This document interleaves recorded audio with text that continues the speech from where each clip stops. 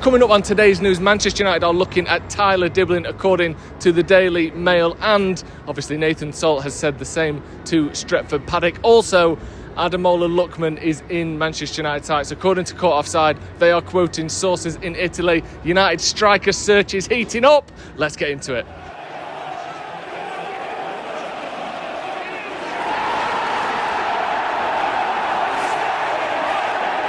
Hello and welcome to Stretford Paddock. My name is Joe and this is the news. And as you can see, we are in Tokyo, Japan right now. But that doesn't mean the Manchester United news stops, because it never stops. And there's some big news today, and it's regarding Manchester United's approach for forwards in the summer. It seems as though we have got the first names on the list for Ruben Amorim this summer of the players he wants to sign. Or at least, even if it's not these specific players we end up signing, it feels as though we're getting towards a profile that Amorim is after. So our first story then is in Court Offside, and they are reporting tutto mercato from Italy, and that is that Manchester United are looking for 27-year-old Ademola Lookman, who plays for Atalanta in Italy. He used to play for Everton. He played in England, of course, and didn't do very well. Then he goes to Italy and all of a sudden looks like a much better player. Well, he's 27 years old now, and finally he looks as though Manchester United may be in for him. And again, it's tutto mercato. So how much weight can you put in this? Well, he is the sort of player that Manchester United have been linked with this summer. He is a striker. He's someone that can get goals and assists. 18 goals, 6 assists this season.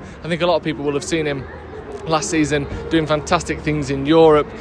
But he's one of those players that he's got that already, that weakness, that sort of that I can see already, that stress point where people are going to go, he's already been in the Premier League, he's no good. And if he has 3 games where he don't get a goal, people are going to be going, yeah, he's finished. And that worries me. When people have had a spell in the Premier League and not done well, coming back in, how does that work on his mentality? How will that work in terms of pressure from the fans, from the media? We'll have to wait and see, but it seems as though there could well be interest there. Again, how much can we read into this? I'm not sure, because we haven't seen the big major reporters talking about this. We have seen tutto mercato in Italy, and we say this all the time. Me and Jay talk about this. When you see these Italian press, you see these journalists out of other countries, you think, well, they must know what they're talking about, because we don't know whether they're a sort of Daily Star in terms of reliability, or whether they're David Ornstein, because they're over in Italy. We don't really know.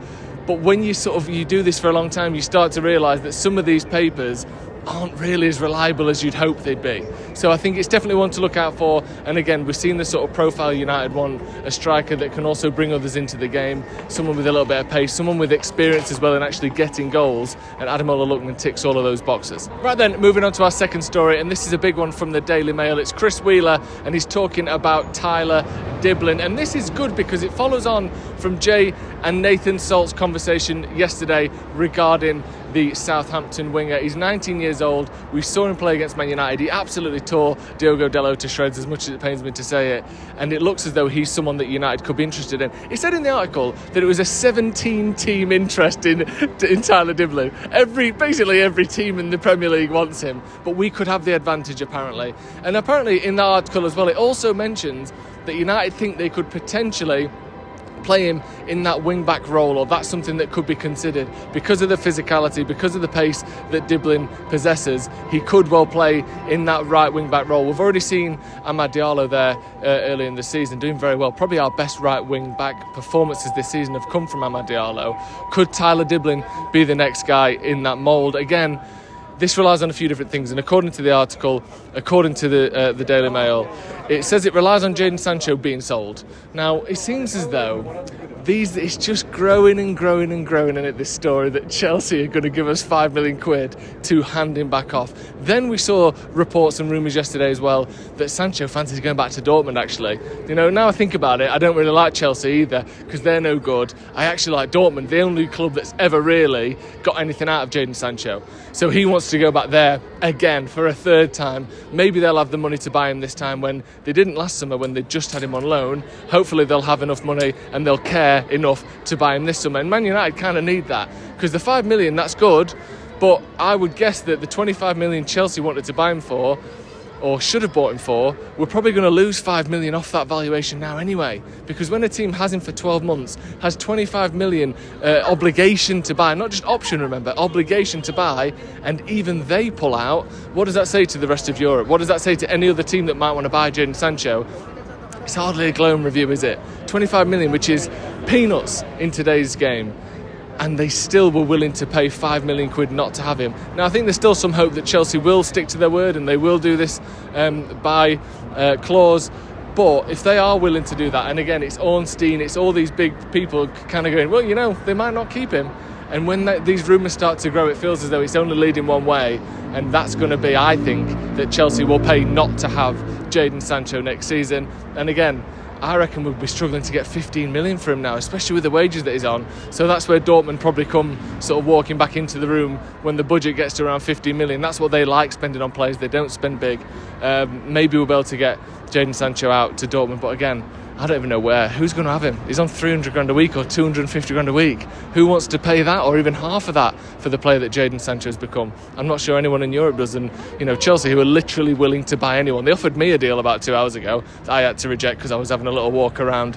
But if they're not willing to do it, who is? I don't know. That's the problem. So again, Tyler Dibling is another big one. And it says the same thing again. Physicality, athleticism, pace. These are the things that United want to build into this team. We've seen that already. We can look at the data we have in front of us. Aiden Heaven, athletic, tall, strong. Patrick Dorgu, look at the way he dominated that left-hand side against Real Sociedad, who are, in fairness, a relatively small, unathletic side. Dorgu just had that left-hand side for his own.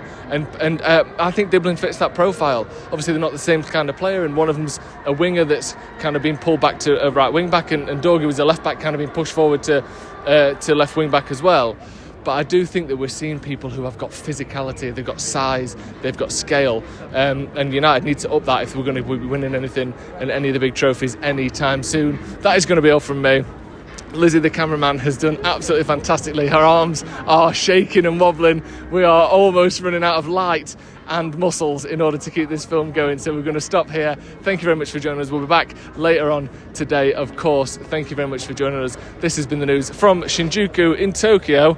When I think we're going to go in an arcade now, so that'll be good. We'll run straight off there. We'll see you in a bit.